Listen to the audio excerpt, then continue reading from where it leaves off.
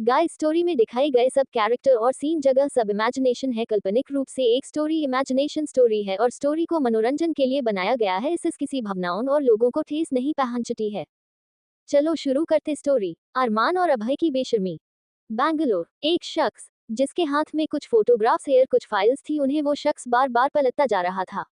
उसके चेहरे के भाव बेहद संगीन थे कि तभी उन सभी कागज में से उस शख्स को एक तस्वीर दिखी, जिसे देख उसके हाथ थम गए और अचानक से उसके चेहरे पर अजीब से भाव आ गए और उसी पल उसने विजयी आवाज में कहा, अब तेरी हार, मेरी जीत शुरू। अरमान मलिक। ये कहते ही वो शख्स हंस पड़ा और ये कोई और नहीं बल्कि कबीर महाजन था। अंडरस्को अंडरस्को अंडरस्को। बनारस। सूरज सर चढ़ चुका था। धूप की हल्की हल्की रोशनी उस कमरे में पड़ रही थी और उस कमरे के बिस्तर पर लेटी थी आयशा, जिसकी अब आंखें झिलमिलाने लगी। सर दर्द से फटा जा रहा था, जिस कारण वो काफी देर में कई मशक्कों के बाद अपना सिर पकड़कर बिस्तर पर बैठ गई। आंखें अब भी बंद थी और एक हाथ लगातार माथे को टटोल रहा था कि तभी उसके कानों में अरमान की भारी आवाज पड़ी, गुड मॉर्निंग बिल्लो रानी। ये सुनते ही आयशा का दिल धड़क उठा और अचानक से उसकी नींद रफू चक्कर हो गई। उसने मुड़कर अरमान को देखा, जो इस वक्त एक खिड़की के पास खड़ा था। उसने इस वक्त शर्ट नहीं पहनी थी, नीचे केवल एक जीन्स था जिसमें वो माशाल्लाह कमाल लग रहा था। तो यहाँ आयशा एकटक उसे देखते रही कि तभी अरमान अपने कदम उसके करीब बढ़ाने लगा और कुछ ही समय में वो ठीक उसके सामने आ खड़ा हुआ। इस वक्त आयशा को खुद इस बात का होश नहीं था कि वो किस हाल में अरमान के सामने बैठी थी, क्योंकि इस समय उसके बदन पर केवल एक काली रंग की कमीज थी और एक चादर जो उसके सीने तक लिपटी हुई थी। अरमान उसकी आंखों के सामने आ खड़ा हुआ और उसने धीरे से सवाल किया, नींद में कोई दिक्कत तो नहीं हुई ना? आयशा बड़ी बड़ी आंखें फाड़े हुए उसे देखती रही कि तभी उसने धीरे से अपनी नजरें उस कमरे में डाली और खुद को इस अनजान कमरे में पाकर उसने अरमान से सवाल किया, ये हम कहाँ हैं? वही जहां हमें होना चाहिए, अरमान ने जवाब दिया। वो खामोशी से उसके चेहरे को देखे जा रहा था। उसके जवाब को सुन आयशा ने दोबारा अपनी नजरें अरमान पर डाली और कहा, क्या मतलब? उसकी इस बात को सुनते ही अरमान ने अचानक से उसके ऊपर झुकते हुए उसके बालों को अपनी मुट्ठी में जकड़ लिया। कल रात क्या हुआ, इसका तुम्हें रत्ती भर भी अंदाजा है? सबसे पहले तो अरमान के अचानक से उसके बालों को पकड़ने की वजह से आयशा थोड़ी घबरा गई, पर फिर उसने अरमान के सवाल को सुन हैरानी के साथ कहा, कल रात क्या हुआ? इस पर अरमान ने एक दफा उसके बदन को ऊपर से नीचे देखते हुए कहा, एक बार खुद को देखो बिल्लो रानी। आयशा सवाल करना चाहती थी अरमान से कि वो बार बार उसे बिल्लो रानी कहकर क्यों पुकार रहा है, पर फिर उसने अरमान के कहे अनुसार अपने जिस्म पर नजर डाली और जैसे ही खुद को इस हाल में देखा तो मानो उसकी आंखें फटी रह गई। वो एकदम से अरमान से दूर हुई और उसने खुद को पूरी तरह से उस चादर में ढक लिया। ये क्या है? और मैं यहाँ इस हाल में? आयशा की आंखें फटी रह गई थी। वो फटी आंखों के साथ खुद को देखते ही रह गई कि तभी उसने घबराते हुए अरमान पर अपनी नजर डाली और कहा, क्या हुआ था कल रात? बताएं प्लीज। अरमान उसकी घबराहट अच्छी तरह से भांप रहा था। उसने धीरे से अपने हाथ बांधे और फिर आयशा को एक नजर देखते हुए कहा, कमाल है, खुद सारा कांड करके सवाल मुझसे कर रही हो कि कल रात क्या हुआ था? ऐसा भी क्या कर दिया मैंने जो आप ये सब बोल रहे हैं? आयशा ने दफा फिर घबराते हुए कहा। तो वही अरमान उसे कुछ पलों तक खामोशी से देखता रहा और उसकी खामोशी को देख आयशा ने फिर से अपने बेचैन मन के साथ कहा, प्लीज बताइए ना, मैंने क्या किया? मुझे सच में कुछ भी याद नहीं आ रहा है। इस पर अरमान के होठों के किनारे मुड़ गए और उसने कहा, फिक्र मत करो जान, मैं हूं ना तुम्हें सब याद दिलाने के लिए। आयशा अरमान की इस बात को जरा भी ना समझ पाए और वहीं अरमान अचानक से उसके करीब आया और उसने आयशा की एक बाजू पकड़कर उसे एकदम से बिस्तर से खड़ा कर दिया। वही आयशा उसकी हरकत को देखते ही रह गई कि उसी पल कमरे में एक गाना बज उठा और उसकी धुन सुन आयशा हैरानी में अरमान की आंखों में देख कहा, ये गाना क्यों चलाया आपने? पहले मुझे मेरे सवाल का जवाब दीजिए। तुम्हारे सवाल का जवाब मैं तुम्हारे तरीके से दूंगा। कहते ही अरमान ने एकदम से आयशा की कमर पर अपनी पकड़ बनाए और उसे खुद के बेहद करीब खींच लिया। इतने करीब कि आयशा का पूरा बदन अरमान के सीने से जा टकराया और वो इस कदर अरमान के बदन से जा मिली कि हवा तक जाने की जगह ना बची उन दोनों के दरमियान। आयशा के हाथ अरमान के कंधों पर जाकर से जकड़ गए और अरमान के हाथ उसकी पीठ और उसकी कमर पर जकड़े हुए थे कि तभी वो हाथ धीरे धीरे उसकी पीठ पर ऊपर की ओर सरकने लगा और अचानक से उसने आयशा की गर्दन को पीछे से कसकर पकड़ते हुए उसका चेहरा खुद के चेहरे के बेहद नजदीक किया और कहा, क्या कहा था तुमने? मुझसे अच्छा तो बकरा डांस करता है। ये कहते ही अरमान ने एक झटके में आयशा को घुमाकर खड़ा कर दिया, जिससे उसकी पीठ अरमान के सीने से जा लगी और यहाँ अरमान ने अपने होंठ आयशा के कानों के करीब ले जाकर कहा, तुम्हारा पार्टनर वो शंकर, हम। अरमान की आवाज बेहद भारी थी। तो वही आयशा का दिल से घबरा रहा था उसके इन शब्दों और उसकी इस अजीब सी बेचैन कर देने वाली आवाज को सुन। उसने अपनी कांपती जबान में कहा, मैं नहीं समझ पा रही हूँ। आप किस बारे में बात कर रहे हैं? आयशा इतना कह ही पाई थी कि तभी अरमान ने अचानक से उसके होठों को अपने दांतों तले दबा लिया, जिससे आयशा बुरी तरह से उठी। मैं समझा रहा हूँ ना। ये कहते ही अरमान ने एक दफा फिर उसे घुमाकर अपनी बाहों में जकड़ लिया और अब उन दोनों के चेहरे के बीच में इंच भर का फासला भी नहीं बचा था। नशे में इस बिल्लो रानी ने डांस किया, और वो भी किसी शंकर के साथ, जिसे तुम अपना बिलौटा कह रही थी। अभय को छेड़ा तुमने, मुझे तंग किया। और इतना सब कुछ सुनते ही आयशा की तो अब तक आंखें फटी रह गई थी, लेकिन वो इससे आगे भी जानना चाहती थी कि आखिर उसने क्या क्या बवाल कर दिया है जिसकी सजा आगे उसे अरमान न जाने क्या देगा। इस बात का उसे खुद अंदाजा नहीं था कि तभी उसने कांप रहे लबों के साथ कहा, और क्या किया मैंने? बताऊं? अरमान ने बेहद गहरी और भारी आवाज में कहा। बताए? आयशा एकटक उसकी आंखों में देखते हुए बोली कि तभी इससे पहले कि वो कुछ भी सोच या समझ पाती कि तभी अरमान ने उसके होठों को कैद कर लिया। वो बेतहाशा उसके होठों को चूमने लगा, लेकिन ये सिर्फ एक किस नहीं थी, क्योंकि अगले ही पल अरमान ने उसके निचले होंठ को अपने दांत तले दबा लिया और इस कदर काटा कि आयशा का पूरा शरीर थरथरा गया।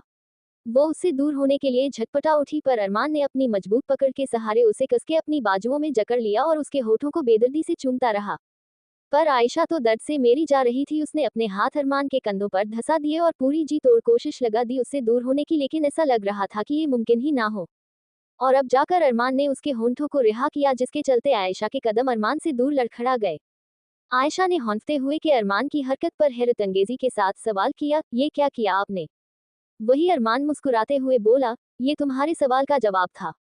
क्या? आयशा चिढ़ उठी। ये कैसा जवाब था? आपने कितनी जोर से मेरे होंठों की काटा? गुस्से में आयशा का चेहरा लाल हो गया था। वही अरमान उसके करीब आया और फिर धीरे से आयशा के होठों को अपने अंगूठे से सहलाते हुए बोला, कल रात इसी तरह तुमने मेरे होठों को भी काटा था, और वो भी जानती हो किसके सामने? आयशा एक दफा फिर पसीने से लथपथ हो गई। किसके सामने?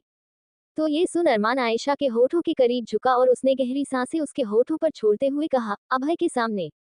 ये सुनते आयशा की सांसें थम गईं। क्या? हाँ, कहते ही अरमान की उंगलियां आयशा के जिस्म पर मौजूद उस शर्ट की बटन पर चलने गए और उसने उन बटन्स को खोलते हुए कहा, कल तुम्हें प्यार करना था ना मुझसे? आयशा के पसीने छूट गए अरमान के शब्दों को सुन। तभी अरमान ने आगे कहा, अब मैं करूंगा अपनी मनमानी, अपने तरीके से, बिल्लो। ये कहते ही अरमान ने आयशा को उठाकर अपने कंधे पर टांग लिया और उसके कदम सीधे वॉशरूम के अंदर जाने लगे। अंडरस्को। दूसरी तरफ माया इस वक्त वॉशरूम से नहा धोकर आई थी और ड्रेसिंग टेबल के सामने बैठी थी। सुबह के यही कोई 6 बजे हुए थे, इसलिए अभी तक सारा घर तो नहीं उठा था, लेकिन हाँ, माया जरूर जाग चुकी थी, क्योंकि उसे नींद बहुत मुश्किल से आ रही थी और सही मायने में उससे सोया भी नहीं जा रहा था, क्योंकि कल जो कुछ हुआ उसकी वजह से वो वाकई बहुत परेशान थी। ऊपर से अभय ने उससे ठीक से बात तक नहीं की थी। इन्हीं सब उधेड़बुन में वो अपने बालों में हाथ चल रही थी कि तभी अचानक से उसका गेट नॉक हुआ, जिसकी आवाज सुने वो अचानक से होश में आया और उसने सोचा, इस वक्त कौन हो सकता है? खैर, माया के दिमाग में सवाल तो था, पर उसने तुरंत अपने चेहरे पर घूंघट डाला और सीधे जाकर दरवाजा खोला, और दरवाजा खोलते ही उसे अपने सामने अभय खड़ा दिखाई दिया। जिसे देख वो कुछ भी बोल पाती कि तभी अभय ने अचानक से उसे कमरे में पीछे की ओर धक्का दिया और अपने पीछे माया के करीब फुर्ती में अपने कदम बढ़ा दिए। और इससे पहले कि माया कुछ भी समझ पाती कि तभी अभय ने अचानक से उसके होंठों को चूम लिया। माया उसकी इस हरकत पर स्तब्ध रह गई। तो यहाँ अभय न सिर्फ उसके होंठों को चूम रहा था, बल्कि उसे पीछे की ओर धकेल रहा था। इस बीच कुछ पलों के लिए उनके होंठ रिहा, जिसके चलते माया ने तुरंत सवाल किया, ये क्या हो गया आपको? प्यार, अभय में छूटते ही जवाब दिया, और एक दफा फिर उसके होंठों पर टूट पड़ा। माया को तो सोचने तक की मोहलत ना मिली, पर अभय उस पर हावी हो चुका था। उन दोनों के होंठों बुरी तरह आपस में उलझे थे और अभय के हाथ माया के तन बदन पर रेंगने लगे। तभी अचानक से उस कमरे का दरवाजा खुला, जिसके खुलने की आवाज सुन माया का दिल धक्का रह गया और उसने एक झटके में उसने अभय को खुद से दूर धक्का दे दिया। तो वही दरवाजे पर खड़ा शख्स अरमान था, जो इन दोनों को इस हाल में देख पलट गया और छूटते ही बोला, कुछ चीजें दरवाजा बंद करके होनी चाहिए। यहाँ अभय का दिमाग खराब हो गया माया से दूर होकर, जबकि उसका जरा भी मन नहीं था इस समय माया को छोड़ने का। उसने तुरंत अरमान की बात का जवाब देते हुए कहा, कुछ लोगों को दरवाजा नॉक करने की आदत डाल लेनी चाहिए। इस पर अरमान मुड़कर खड़ा हुआ। माया का तो चेहरा ही लाल पड़ चुका था।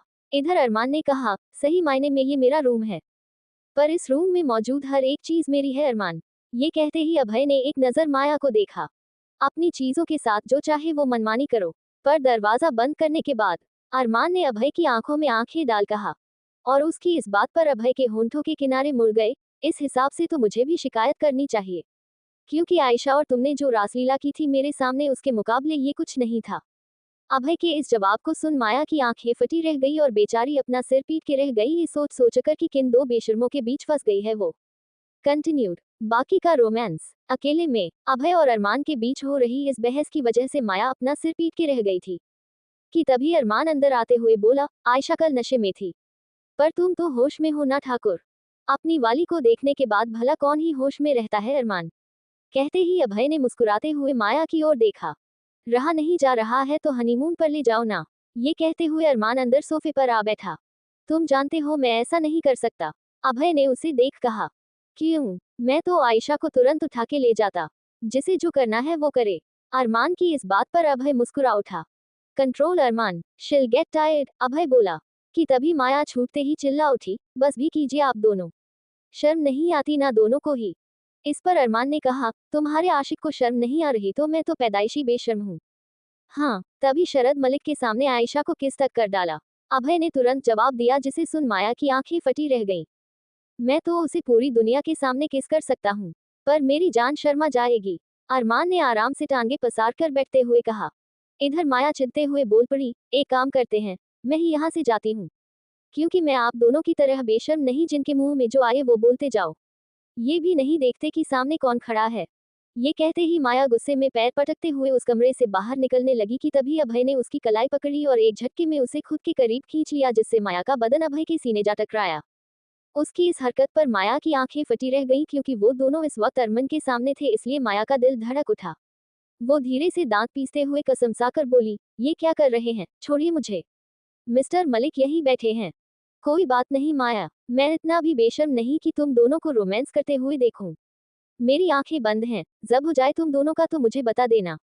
अरमान की इस बात पर माया ने हैरानी से उसका चेहरा देखा, जिसका सिर इस वक्त पीछे सोफे पर टिका था और आंखें बंद थी। इधर अभय ने बिना अरमान को देखे माया की आंखों में झांकते हुए कहा, सुन लिया अब, हमें कोई नहीं देख रहा। ये सुन माया ने जैसे ही अभय को देखा कि तभी इससे पहले कि वो कुछ भी समझ पाती तब तक उसके होंठ अभय के होठों की गिरफ्त में आ चुके थे और अभय ने उसे अपनी बाहों में भरते हुए बेहिसाब चूम लिया उसके होंठों को। माया की आंखें फटी रह गई थी। अरमान की आंखें बंद हो या ना हो, पर उसे ये सब बहुत अजीब लग रहा था। अरमान की इस कमरे में मौजूदगी उसे शर्म से भरे जा रही थी। तो यहाँ अभय ने उसके होठों को चुमा जरूर, पर उसे ज्यादा परेशान न करते हुए अगले ही पल छोड़ भी दिया। और इतने में ही माया की सांस अटक चुकी थी।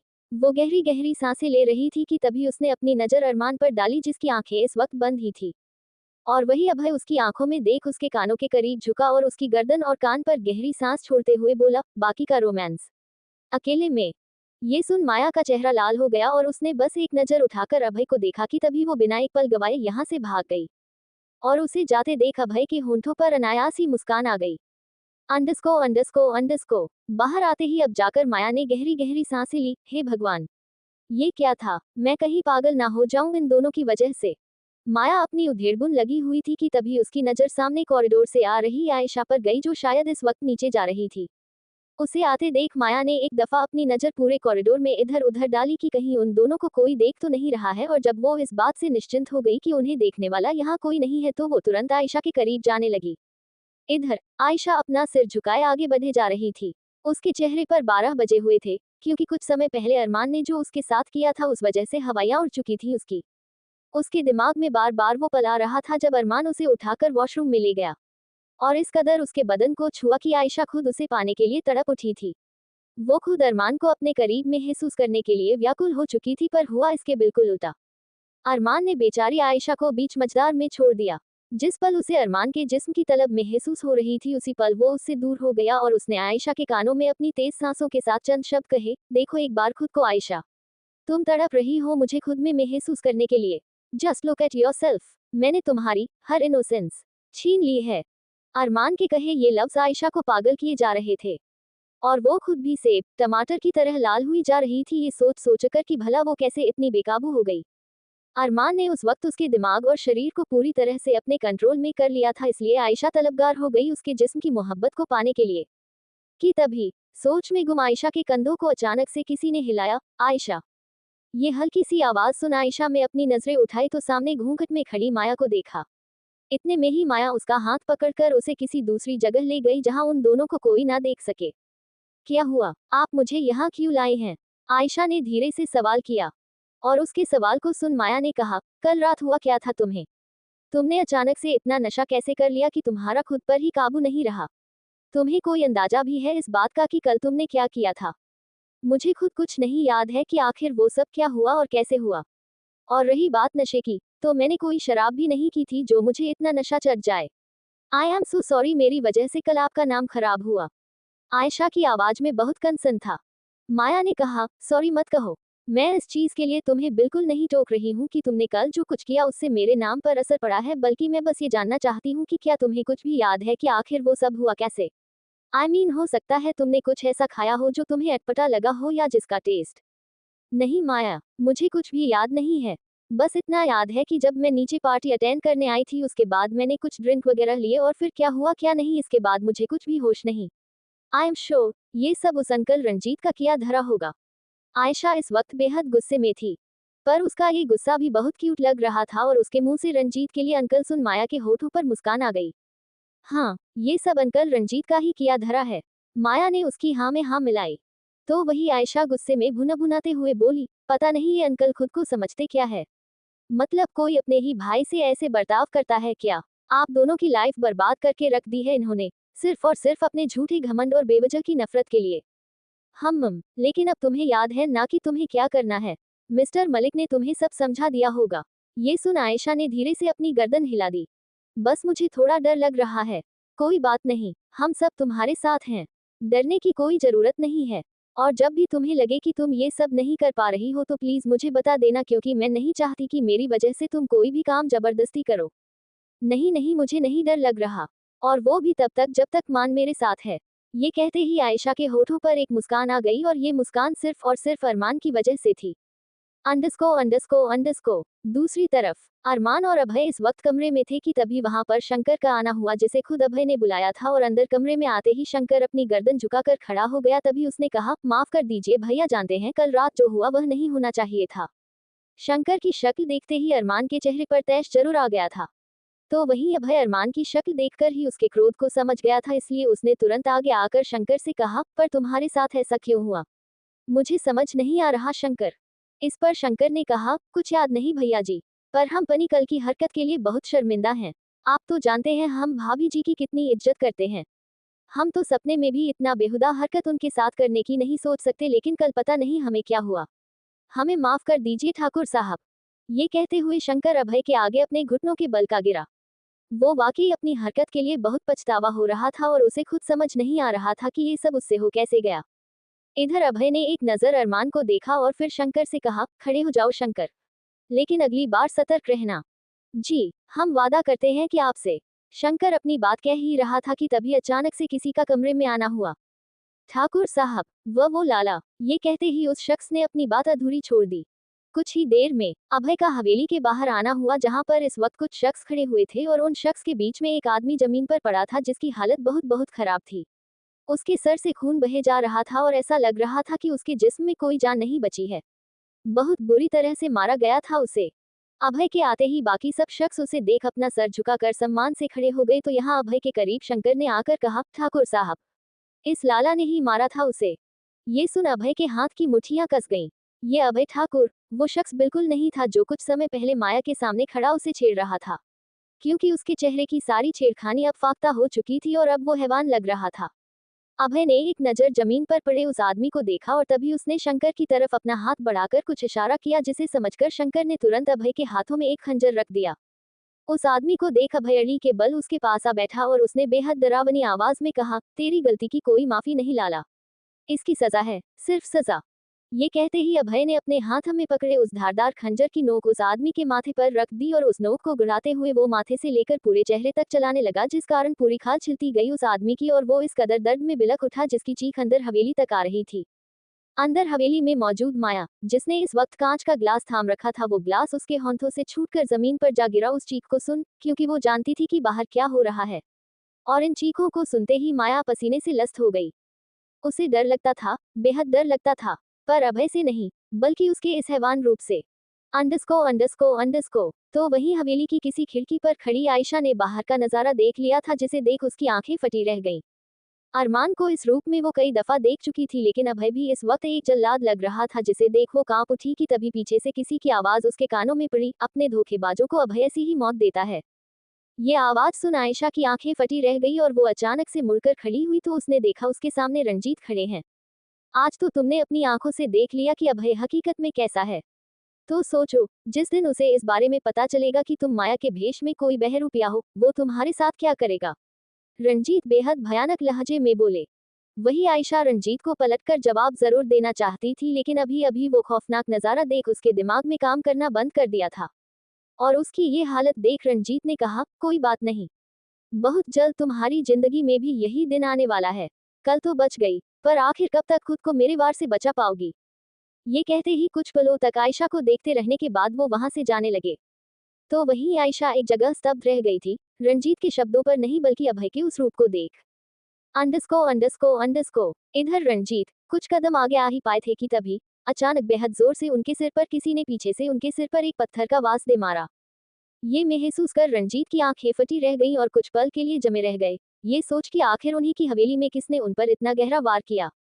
उन्होंने अपना हाथ पीछे ले जाकर सिर पे रख दिया और दर्द में जैसे ही पलटने को हुए उसी पल एक और जोरदार वार उनके सिर पर आ बैठा। और इस दफा रंजीत का शरीर जवाब दे गया। रंजीत की आंखें बंद हो गईं और वो बेहोश होकर जमीन पर जा गिरे। तो वहीं उनके गिरते ही उनके पीछे खड़े उस शख्स का चेहरा सामने आया जिसने रंजीत की ये हालत कर डाली थी। और ये था अरमान मलिक। अरमान के चेहरे पर इस समय वहशीपन दिख रहा था। 2 दिन से वो बेहद नॉर्मल लग रहा था, पर किसी को इस बात का एहसास ना हुआ कि उसके भीतर कैसी आग जल रही थी। जिस आयशा पर वो किसी को अपनी नजरें भी नहीं डालने देता था, उसके साथ चंद दिनों में ही इतना कुछ हो गया, और वो भी सिर्फ रंजीत की वजह से। तो भला वो कैसे छोड़ देता इन्हें। जमीन पर ढेर पड़े रंजीत को देख अरमान धीरे से एड़ी के बल उसके करीब आ बैठा और बेहद खौफनाक लहजे में बोला, साला मार्ट है ₹प्रतिशत। तू कमीना है तो मैं उसका बाप। कंटिन्यूड, क्योंकि मेरी जान को तकलीफ पहुंचाई है उस हरामजादे ने। अरमान की आंखें इस वक्त आग उगल रही थी। रंजीत को एकटक देखते हुए उसके दिल में सिर्फ और सिर्फ क्रोध की ज्वालामुखी फट रही थी, जो उसे हर पल इस बात का एहसास दिला रही थी कि जिस आयशा पर उसने आज तक किसी को उंगली भी नहीं उठानी दी, उसे आज इतना सब कुछ बर्दाश्त करना पड़ रहा है, और वो भी सिर्फ और सिर्फ रंजीत की वजह से। और इस एक ख्याल ने अरमान को इस कदर क्रोध में भर डाला था, जिसका नतीजा आज साफ देखा जा सकता था कि वो आपे से बाहर हो गया और उसने रंजीत के सिर पर इतना गहरा वार कर डाला। हालांकि वो इस वक्त जान से मार डालना चाहता था इस शख्स को, लेकिन उसके हाथ जहां के तहां रुक गए, क्योंकि वो जानता था कि फिलहाल वो जल्दबाजी में कोई भी फैसला नहीं ले सकता है। उसे सब कुछ बहुत सोच समझकर करना पड़ेगा, और जब तक रंजीत की सच्चाई बाहर नहीं आ जाती तब तक वो उसे नहीं मार सकता। और केवल इसी ख्याल ने अरमान को रोक लिया कि तभी उसे वहां पर किसी के आने का एहसास हुआ। अंडरस्को। मंजरी किसी काम से इस वक्त कॉरिडोर में दूसरी ओर जा रही थी कि तभी रास्ते में उसकी नजर सामने के नजारे पर गई, जिसे देख उसकी आंखें फटी रह गई और वो अचानक से चीख उठी, बड़े मालिक। उसकी चीख पूरी हवेली में गूंज गई। अंडरस्को। कुछ ही समय में कुछ डॉक्टर्स का हवेली में आना हुआ, जो कि बेहद फुर्ती में लग रहे थे, और वो सीधा ऊपर जाकर एक कमरे में पहुंचे। अंदर कमरे में आते ही उन्होंने अपने सामने बिस्तर पर लेटे रंजीत को देखा, जो इस वक्त बेहोश थे। उनके पास महिमा, नैना, ऋषभ और रुक्मणी मौजूद थी। वहीं महिमा की आंखों से लगातार आंसू चलते जा रहे थे, और इधर नैना भी बेहद परेशान थी कि तभी महिमा ने कहा, हे महादेव, ना जाने क्या हुआ इन्हें। महिमा लगातार परेशानी के साथ रोए जा रही थी, तो वहीं रुक्मणी ने उनसे कहा, शांत हो जाओ बड़ी बहू, डॉक्टर आ गए हैं। ये कहकर रुक्मणी ने डॉक्टर को देख कहा, देखिए इन्हें और बताइए हुआ क्या है। ये सुन सभी डॉक्टर हरकत में आए और रंजीत का चेकअप करने लगे। उसी पल कमरे में अभय का आना हुआ, जो अपने सामने रंजीत की इस हालत को देख हैरान रह गया। उसे कुछ समझ नहीं आ रहा था कि आखिर रंजीत के साथ ऐसा हुआ तो हुआ कैसे। और किसी को रंजीत की हालत के पीछे की हकीकत मालूम नहीं थी कि आखिर रंजीत बेहोश हुए कैसे, क्योंकि हर किसी को ये एक इत्तेफाक लग रहा था, जबकि इस बात का अंदाजा नहीं था उन्हें कि उनकी किस हालात का जिम्मेदार कोई और नहीं बल्कि अरमान है। इधर डॉक्टर्स ने रंजीत को देखते हुए कहा, इनके सिर में बहुत स्वेलिंग है, ऐसा लगता है किसी भारी चीज से वार हुआ है इनके सिर पर। डॉक्टर की ये बात सुनते ही सबकी आंखें फटी रह गई और महिमा अचानक से चिल्ला उठी, क्या। तो वहीं रुक्मणी भी हैरानी से डॉक्टर को देखे जा रही थी। ये क्या कह रहे हैं आप डॉक्टर, जरा ठीक से देखिए, भला ऐसा कैसे हो सकता है कि कोई हमारी हवेली में हमारे बड़े बेटे पर वार करे। किसी में इतनी हिम्मत नहीं है। रुक्मणी की इस बात पर डॉक्टर ने कहा, आपकी बात से मैं सहमत हूँ दादी ठाकुर। पर मैं जो कह रहा हूँ वो सच है। आप खुद देख लीजिए कि इनके सिर पर कितनी ज्यादा सूजन आई है। हालांकि खून नहीं बह रहा है, पर चोट अंदरूनी भी हो सकती है, इसलिए मेरा सुझाव रहेगा कि हम इन्हें हॉस्पिटल एडमिट करें। डॉक्टर की ये बात सुनते ही अब जाकर हर किसी को एहसास हुआ कि ये मामला बेहद संगीन हो चुका है। सिर्फ रंजीत की बेहोशी तक सीमित नहीं रह चुके हैं ये हालात, बल्कि हो सकता है कि कोई बड़ी अनहोनी भी हो जाए। और इसी सोच में रुक्मणी ने तुरंत कहा, तो फिर कीजिए इन्हें अस्पताल में दाखिल। रुक्मणी की आवाज बेहद तेज और सख्ती से भरी थी कि तभी वो क्रोध में चिल्ला उठी, शंकर। उनकी इतनी तेज और भयानक आवाज सुन शंकर तुरंत वहां आया और उसने कहा, जी दादी ठाकुर। रुक्मणी बेहद तैश भरी आवाज में बोली, हमें 1 घंटे में सारी सच्चाई जाननी है कि आखिर उस गलियारे में रंजीत के साथ हुआ तो हुआ क्या था। रुक्मणी के इन शब्दों को सुन शंकर ने तुरंत कहा, फिक्र मत कीजिए आप दादी ठाकुर, मैं तुरंत बताता आपको, पता करके हूँ सब। कहते ही शंकर वहां से चला गया। तो वहीं अभय अब भी खामोश खड़ा ये सब देखे जा रहा था, लेकिन उसे देखकर ऐसा लग रहा था कि उसका शरीर तो यहाँ है, पर दिमाग कहीं और।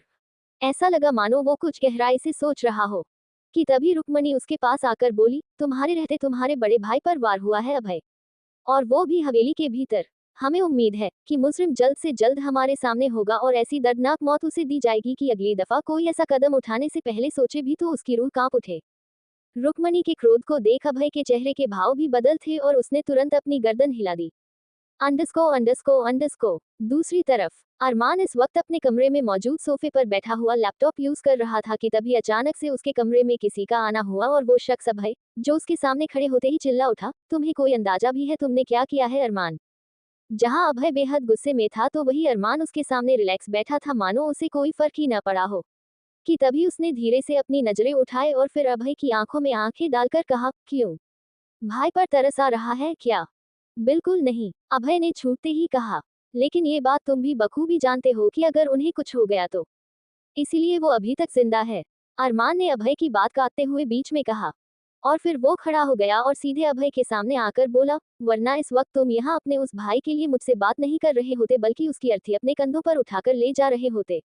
हाँ, बखूबी जानता हूँ ये बात। और तुम्हें भी ये साफ शब्दों में बताना चाहता हूँ कि अगर बात माया की ना होती तो मैं तुम्हें मौका ही ना देता रंजीत ठाकुर को हाथ भी लगाने का, क्योंकि अब तक मैं खुद उस आदमी को जिंदा जला चुका होता। अभय के ये शब्द उस कमरे की हर एक दीवार पर गूंज उठे। आज अभय और अरमान के बीच एक तकरार आ चुकी थी। वजह दोनों की वाजिब थी, पर क्या तकरार उनके रिश्ते पर कोई असर डालेगी। इधर अरमान ने अभय की आंखों में देख कहा, ठाकुर, माया के लिए तूने उसे जिंदा रखा है, और आयशा के लिए मैं उसकी जान लेना चाहता हूँ। कोई फर्क नहीं है हमारे मकसद में। अरमान के इन शब्दों की गहराई अभय के जहन में उतर गई। कि तभी अरमान ने उसके सीने पर अपनी उंगली ठोकते हुए कहा, तूने उसे जिंदा रखा है क्योंकि अगर उसे कुछ हो गया तेरी मोहतरमा मुसीबत में आ जाएगी, और मैं उसे मार डालना चाहता हूँ क्योंकि मेरी जान को तकलीफ पहुंचाई है उस हरामजादे ने। वजह और अंजाम एक होने वाला है इस लड़ाई का ठाकुर। तो इस पर अभय छूटते ही उसकी आंखों में आंखें डाल बोला, फिक्र मत करो अरमान, इस लड़ाई का अंत अकेले मेरे हाथों से नहीं बल्कि तुम्हारे हाथों से भी होगा। ये कहते ही अभय और अरमान दोनों की नजरों में आग उफन गई। अंडस्को अंडस्को अंडस्को। सुबह से शाम हो गई थी और रुक्मणी का क्रोध पल दर पल बढ़ता ही जा रहा था, क्योंकि अभी तक उस शख्स का पता नहीं चल पाया था जिसने रंजीत की ये हालत की। तो वही रंजीत इस वक्त अस्पताल में एडमिट थे, पर उन्हें होश आ चुका था। लेकिन इसका मतलब ये नहीं कि उस शख्स को छोड़ दिया जाएगा कि जिसने उन पर जानलेवा वार किया। कि तभी रुक्मणी के पास शंकर का आना हुआ, जिसे देखते ही वो बोली, जवाब ऐसा होना चाहिए शंकर जिसे सुनकर हम तुम्हें तोहफा दें, ना कि तुम्हारी जान ले लें। रुक्मणी की इस बात पर शंकर अपना सिर झुकाए रह गया, क्योंकि वो जानता था कि उसे अभी तक रंजीत की इस हालत को करने वाले शख्स का पता नहीं चल पाया है। और तभी उसने अपना सिर झुकाते हुए जवाब दिया, माफ कीजिए दादी ठाकुर, हम अभी तक उस आदमी का पता नहीं कर पाए हैं। वो इतना कह ही पाया था कि तभी एक थप्पड़ की आवाज उस कमरे में गूंज उठी और ये थप्पड़ रुक्मणी ने शंकर के गालों पर मारा था। रुक्मणी का चेहरा इस वक्त क्रोध में इस कदर जल रहा था जिसकी आग से हर कोई जल जाए। तो वही वो सब की तरफ देख चिल्लाते हुए बोली, सबके सब बुजदिल हो, हमारी ही हवेली में घुसकर कोई बहरूपिया हमारे बेटे की ये हालत करके चला जाता है और तुम में से किसी को कुछ पता ही नहीं। हर कोई अपना सिर झुकाए रह गया, क्योंकि किसी के पास अपनी सफाई में बोलने के लिए कुछ नहीं था। कि तभी दरवाजे पर किसी की दस्तक हुई। रुक्मणी ने नजरें उठाकर देखा तो वहां कंधों से सहारा लिए रंजीत अंदर आ रहे थे। उनके माथे पर एक पट्टी बंदी थी और उनके इर्द गिर्द 2 आदमी थे जिन्होंने उन्हें संभाल रखा था। कुछ इस समय में रंजीत अंदर सोफे पर आकर बैठ गए, जिनके पास महिमा आकर अपनी फिक्र भरी आवाज में बोली, अब कैसे हैं आप। मगर रंजीत ने कोई जवाब ना दिया और चुपचाप अपना सिर झुकाए बैठे रहे कि तभी रुक्मणी ने कहा, मंजरी, पानी लेकर आओ। जी, कहकर मंजरी वहां से चली गई और कुछ समय में वो पानी लेकर आई जिसे रुक्मणी ने रंजीत की तरफ बढ़ाते हुए कहा, पानी पियो रंजीत। पर तभी अचानक से रंजीत ने उस ग्लास को मजबूती से अपने हाथों में पकड़ा और एकदम से उसे जमीन पर फेंक दिया जिसका कांच टूटकर पूरे फर्श पर बिखर गया और उनकी इस हरकत को देख हर कोई हैरान रह गया। उसी समय में नैना और ऋषभ का भी आना हुआ जो रंजीत की इस हरकत पर दंग रह गए कि तभी रंजीत गुस्से में चिल्ला उठे, ना खाने का एक निवाला खाऊंगा और ना पानी का एक घूंट पीऊंगा जब तक मुझे ये पता नहीं चल जाता कि मुझ पर पीठ पीछे वार किया तो किया किसने था। रंजीत की आवाज इस कदर क्रोध में धधक रही थी कि उनके गुस्से को देख हर कोई कुछ पल के लिए सिहर उठा कि तभी सीढ़ियों से नीचे उतर रही आयशा पर रंजीत की नजर गई और उसे देखते ही वो दांत पीसते हुए बोले, और मैं ये बखूबी जानता हूँ कि इसके पीछे किसका हाथ है। रंजीत की नजरें खुद पर महसूस करते ही आयशा की आंखें फटी रह गई और उसके दिल में अचानक से घबराहट भर गई ये सोचकर कि आखिर अब रंजीत क्या करने वाले हैं कि इतने में आयशा नीचे आए और उसके नीचे आते ही रंजीत अपने क्रोध से भरे तेज कदमों के साथ उसके सामने जाकर खड़े हो गए और अचानक से उसे देखते हुए चिल्ला उठे, ये सब इस लड़की का किया धरा है। और उनकी इस बात पर हर कोई स्तब्ध रह गया। Continued. Armaan Malik the beast warning sign. Ranjit के इल्जाम को सुन आयशा की आंखें फटी रह गई पर यहाँ रंजीत बेहद क्रोध में आयशा की आंखों में देखे जा रहे थे। ऐसा लग रहा था कि वो इस वक्त क्रोध के मारे जल ही जाएंगे। उनके इस इल्जाम को सुन रुक्मणी तुरंत बोली, ये तुम क्या कह रहे हो रंजीत? भला इतना बड़ा इल्जाम और वो भी घर की छोटी बहू पर। बहू नहीं है ये, बहरूपिया है। रंजीत बेहद तेज आवाज में चीखे और उनकी ये आवाज पूरी हवेली में गूंज गई। हर किसी की आंखें फटी रह गई थी उनके शब्द सुन। क्या बहरूपिया? रुक्मणी ने हैरानी से कहा। और इधर रंजीत नफरत से आयशा को देख बोले, हाँ बहरूपिया है ये। रंजीत इस वक्त गुस्से में पागल हुए जा रहे थे और उनके मन में जो आ रहा था वो बोलते जा रहे थे लेकिन यहाँ सबसे ज्यादा हालत तो इस वक्त आयशा की खराब हो चुकी थी क्योंकि वो एक ऐसी सिचुएशन में फंस चुकी थी जहाँ से वो ना बाहर निकल सकती थी और ना ही पलटकर रंजीत को कोई जवाब दे सकती थी क्योंकि उसके जवाब देने का मतलब था कि उसकी आवाज पहचानना। ऊपर से ना तो अभय दिख रहा था और ना ही अरमान। इस वजह से आयशा का चेहरा पसीने से भरने लगा और वो घबरा उठी ये सोच सोचकर कि कैसे वो रंजीत के इल्जाम का सामना करेगी। तो इधर रुक्मणी गुस्से में रंजीत के पास आई, उनकी आंखों में आंखें डालकर बोली, लगता है ज्यादा गहरी चोट आ गई है तुम्हारे सर पर रंजीत, इसलिए कुछ भी बोले जा रहे हो। मैं कुछ भी नहीं बोल रहा दादी ठाकुर, और मैं अपनी बात का सबूत दे सकता हूँ। कैसा सबूत? यही कि ये लड़की जिसे आप माया समझने की भूल कर रही है वो दरअसल माया है ही नहीं। आखिर तुम कहना क्या चाहते हो? रुक्मणी ने कहा। मैं क्या कहना चाहता हूँ ये अभी साबित हो जाएगा, कहकर रंजीत ने अपनी नफरत से भरी नजरें आयशा पर डाली और उसे देख कहा, बोलो कौन हो तुम? आयशा कुछ न बोल सकी और वो रंजीत की आंखों में देखती ही रह गई। तभी रंजीत झूठी मुस्कान के साथ बोले, अरे हाँ, तुम कैसे बोलोगी? तुम्हारी तो तबीयत खराब है ना, बोला नहीं जा रहा है तुमसे? गला खराब हो गया है तुम्हारा, है ना? आयशा बुरी तरह से डर चुकी थी लेकिन वो पूरी कोशिश कर रही थी कि अपने इस डर को चेहरे पर ना आने दे क्योंकि अगर ऐसा हो गया तो बहुत बड़ी मुसीबत आ जाएगी। कुरान रंजीत लगातार उसकी आंखों में देखे जा रहे थे और उन्होंने कहा, बोलो ना, कोई जवाब नहीं है तुम्हारे पास? क्यों? मैं बताता हूँ कि ये कुछ क्यों नहीं बोल सकती, क्योंकि अगर इसने कुछ भी कहा तो हम सब इसकी आवाज पहचान जाएंगे और हमें पता चल जाएगा कि ये माया नहीं है। रंजीत ने ये शब्द बेहद तेज आवाज में कहे और उनकी आवाज पूरी हवेली में गूंज उठी कि तभी रंजीत गुस्से में आयशा के पास आए और उसकी बाजू पकड़कर उसे झकझोरते हुए बोले, कुछ जवाब क्यों नहीं देती तुम? अरे चलो ठीक है, एक बार को मान लिया कि तुम्हारा गला खराब है पर एक शब्द तो बोल सकती हो ना, या फिर एक शब्द बोलने में भी तुम्हें तकलीफ हो रही है? बोलो, मैंने कहा बोलो। रंजीत गुस्से में आयशा की कलाई झकझोरे जा रहे थे और उन्होंने इतनी जोर से आयशा की कलाई को पकड़ा था कि उनकी उंगलियों के निशान आयशा के गोरे हाथों पर छप चुके थे। यहाँ आयशा की आंखें पनीली हो गई क्योंकि वो बेहद डर चुकी थी। उसने आज से पहले कभी ऐसे हालातों का सामना नहीं किया था इसलिए उसे कुछ समझ नहीं आ रहा था कि वो आखिर करे तो करे क्या। वही रंजीत ने उसकी बाजू मजबूती से जकड़ ली थी और उस पर चिल्लाए जा रहे थे, जवाब दो लड़की, बोलो तू। पर इससे आगे रंजीत कुछ भी कहते कि तभी किसी की तेज आवाज उन सब के कान में पड़ी, रुक जाइए भाई साहब।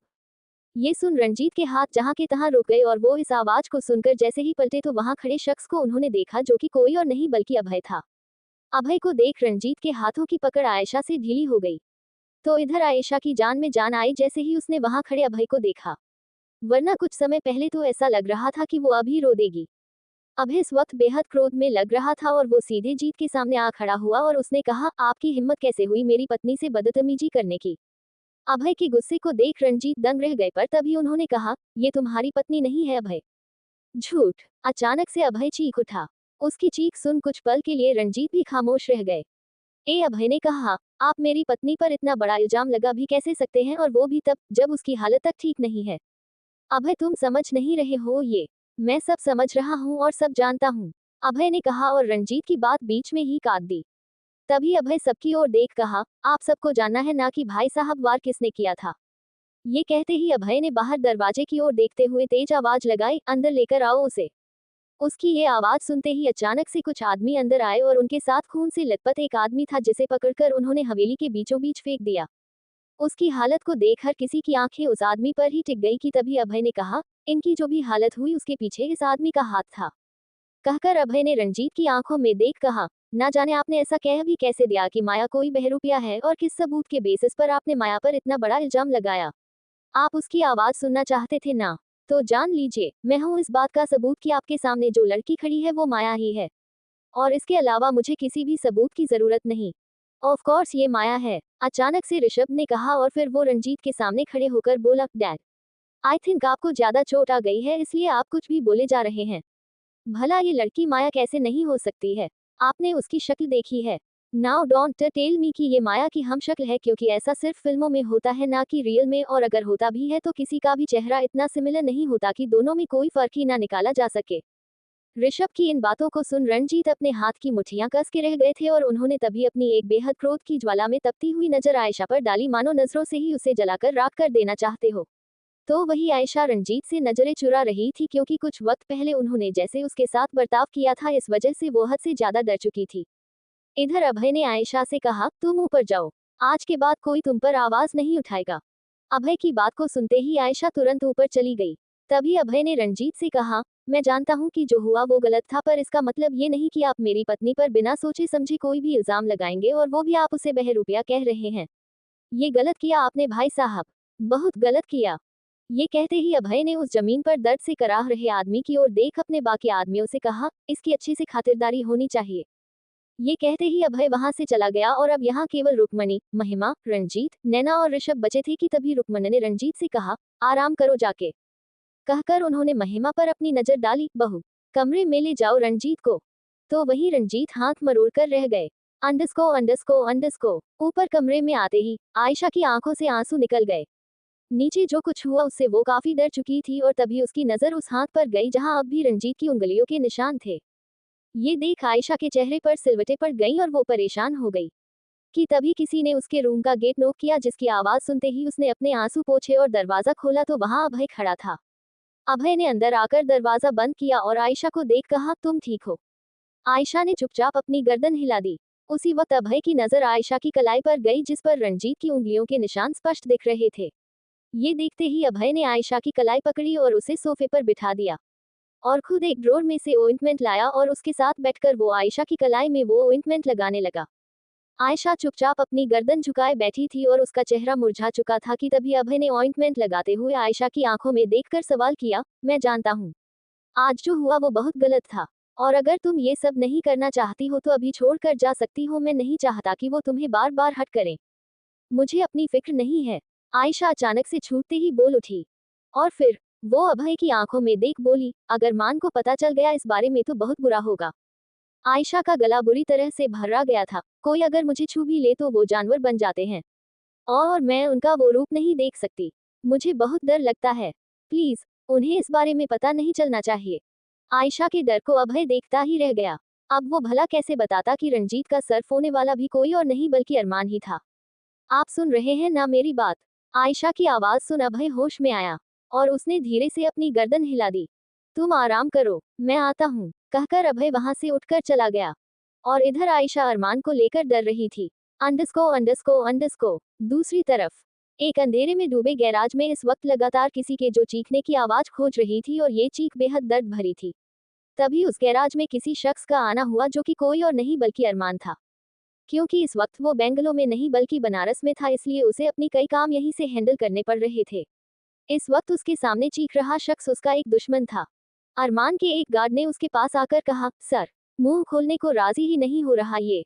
देन किल हिम, अरमान ने बिना किसी लहजे के कहा।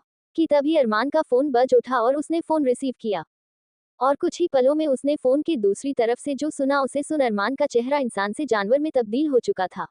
उसके चेहरे पर इतने भयानक भाव आ गए जिन्हें देख कोई भी थर-थर कांप उठे। तो इधर अरमान का वो गार्ड जो उस आदमी को मारे जा रहा था उसे रोकते हुए अचानक से अरमान चिल्लाया, स्टॉप इट। अरमान ने अभी भी अपने कानों पे वो फोन लगा रखा था और उसकी नजर सामने उस जमीन पर पड़े आदमी पर थी कि तभी उसने वो फोन अपने एक आदमी की तरफ फेंका और उस दर्द में चीख रहे आदमी को देखते हुए एक एक कदम उसके करीब बढ़ने लगा। वो इस समय इंसान नहीं बल्कि भेड़िया लग रहा था जो अभी के अभी अपने शिकार को मौत के घाट उतार देगा।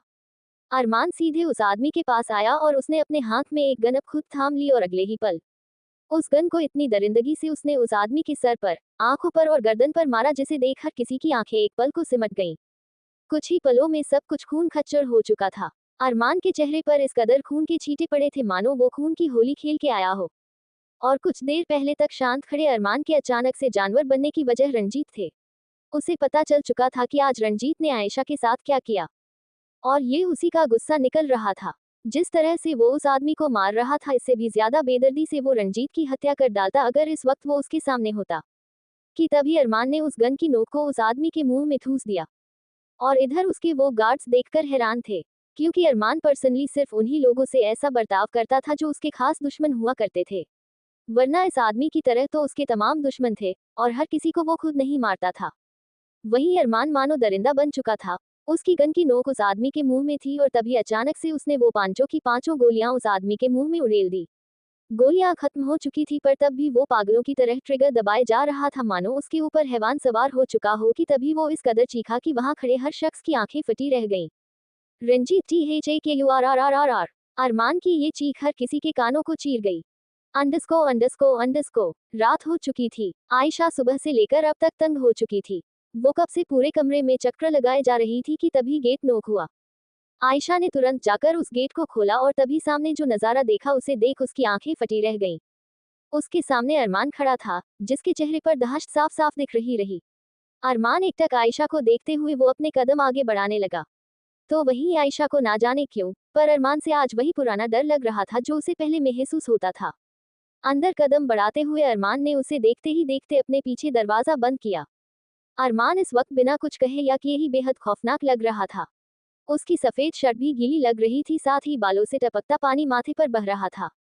उसे देख आयशा ने अपना थूक निगल लिया और वो जैसे ही एक और कदम पीछे लेने को हुई उसी पल अरमान ने जोर से उसकी कलाई पकड़ उसे एक झटके में खींच लिया जिससे आयशा का नाजुक सा सीना अरमान की सख्त छाती से बुरी तरह से जा टकराया। और यहाँ अरमान ने अजीब तरह से आयशा की उस कलाई को देखा और बेहद सनकी लहजे में कहा, ये निशान दिया उसने तुम्हें? उसका की आवाज सुन आयशा की रीढ़ की हड्डी तक ठंडी पड़ गई। कंटिन्यूड। गाइज अगर आपको स्टोरी पसंद आई तो चैनल को सब्सक्राइब करके 3000 सब्सक्राइबर कंप्लीट करवा दीजिए और लाइक कमेंट करके जरूर बताएं एपिसोड कैसा लगा। Thank you for listening. Headphone दिल।